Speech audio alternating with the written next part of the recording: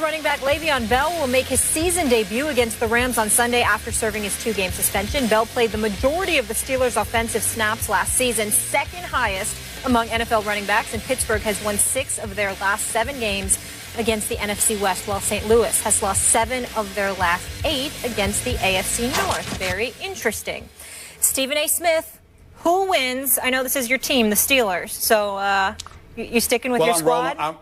I'm rolling with my squad, but it's not because they're my squad. It's because I don't really believe in the St. Louis Rams as of yet. I know that their defense can really, really get it done, but the Steelers are the number 3 ranked offense in the NFL. They're number 1 in yards. They're the number 2 passing attack. They've got a all-pro in Ben Roethlisberger, who's already passed for 720 yards in this season and is completing about 72% of his passes. You've got a receiver in Antonio Brown that I consider the best receiver in football at this particular juncture, already having about 22 receptions for 328 yards. This is without Le'Veon Bell because they had D'Angelo Williams back there, who they acquired in the offseason when he departed from Carolina and ended up coming to Pittsburgh. He was averaging about 5 yards a carry. Now you got Le'Veon Bell to throw up in there, who's going to be anxious to get going himself. Now, there's a lot of noise being made about the arrival of Todd Gurley, and obviously he couldn't come soon enough. The Rams accumulated this 213 yards and 11 first downs last week against the Washington Redskins, the second worst offense in all of football right now in terms of yards at about 285 per game. It's anemic, to say the least. The Nick Foles experiment doesn't seem to be working out from an offensive standpoint, at least based off of last week's game. They certainly showed up in week 1. But I just think at the end of the day, Skip, the Steelers' offense is so prolific, they're going to score points on anybody. Now, that front 4 to that front 7 in St. Louis, they're going to get after Big Ben, and he's not the scrambling. The way he shrugs off most dudes, he's not going to be able to do that to Quinn and McDonald and those guys the way he's normally capable of doing, in my estimation.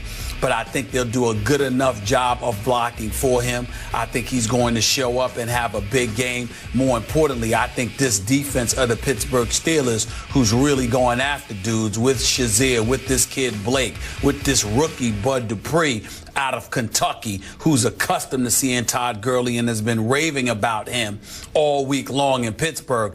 I think they'll be ready for the challenge. It's not to say that St. Louis is going to be completely anemic, but I don't think that they're going to be able to match the offensive firepower of the Pittsburgh Steelers. And I'm picking the Steelers to win this game 37-21. Wow, 37-21. That's decisive. You have conviction about your pick. I have no conviction about your pick, but I do like mine.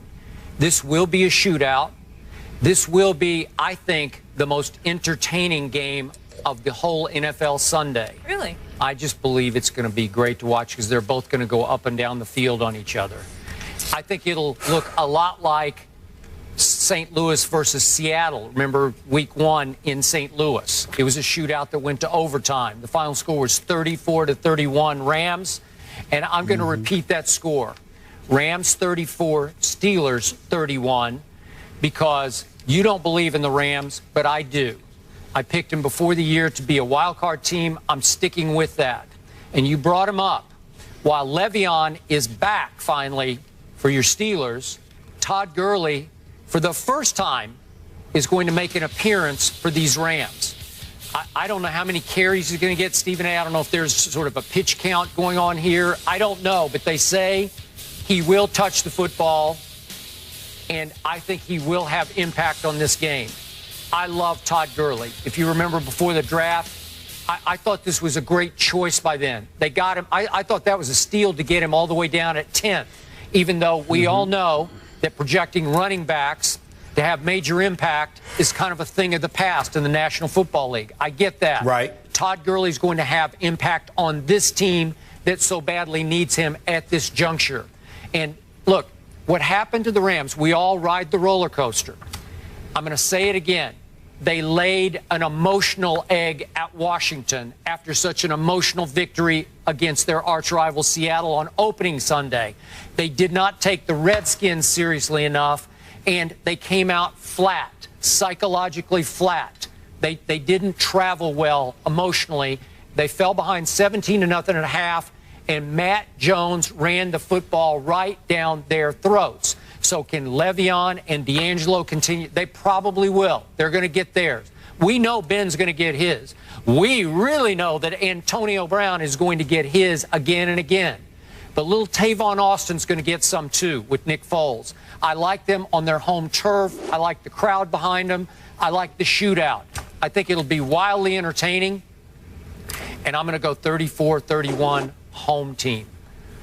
I'm not sold on Todd Gurley the way that you are. I'm not questioning his talent because I know his big time.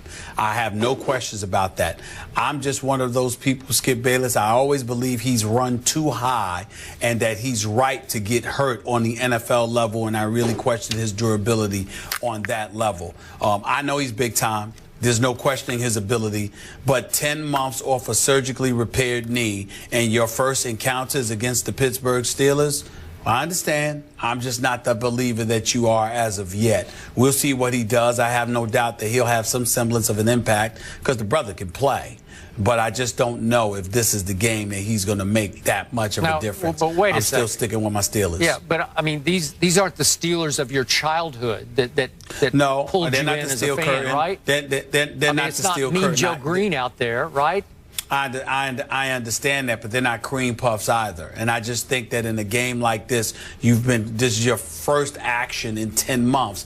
I'm just not sold that you're going to be able to make that much of a difference against this high-powered offense. Now, if a miracle happens and you punch the Steelers in the mouth the way that Denver got punched in the mouth at St. Louis last season when they beat Peyton Manning 22-7, then all bets are off. That's a different ballgame.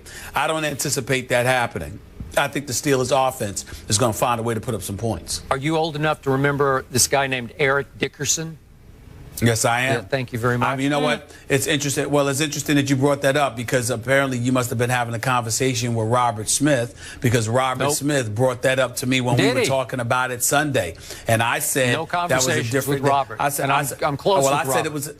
Well, I said it was a different time because back in the day, Skip, even though guys got hurt all the time, you have to remember back in Eric Dickerson's day, even though cats got hurt, I would dare say folks were headhunters. That's why the concussion issues are such a big deal today. People loved hitting you high. They loved caving your chest in or knocking your head off. Now, because of the new rules that have been implemented, I think you see people targeting low more than ever before, which is why I'm constantly harping on guys who run high and don't seem to have the most powerful, durable legs. The shorter you are and stockier you are, the more attractive you are to me as a running back in today's NFL because of the rules that have guys targeting people low. Plus, evasiveness and elusivity really resonates with me more than the north-south runners like DeMarco Murray because of the rules and the way things